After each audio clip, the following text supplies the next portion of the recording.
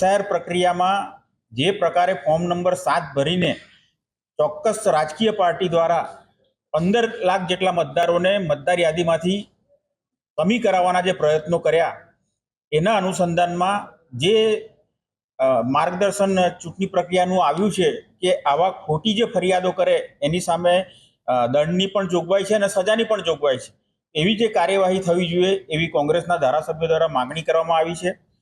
જ્યાં સુધી form number 7 માટે જે સવાલો ઉપસ્થિત કરવામાં આવ્યા છે ત્યાં સુધી માનની નાણામંત્રીશ્રીએ પણ સ્પષ્ટતા કરી છે અને સામાન્ય સમજની આ બાબત છે કે ફોર્મ નંબર 7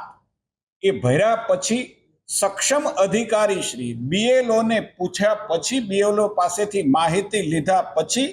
એમ છતાં માહિતી લીધા પછી આવેદક અને જેમના સામે આવેદન છે એ બંનેને યોગ્ય સાંભળવાની તક આપ્યા પછી આ પ્રક્રિયાની અંદર પોતાનો નિર્ણય જાહેર કરે છે. જ્યાં સુધી સવાલ ફાઇનલ મતદાર યાદીનો છે ત્યાં સુધી હવે ફાઇનલ મતદાર યાદી ચૂંટણી પંચ દ્વારા બહાર પડી પણ ગઈ છે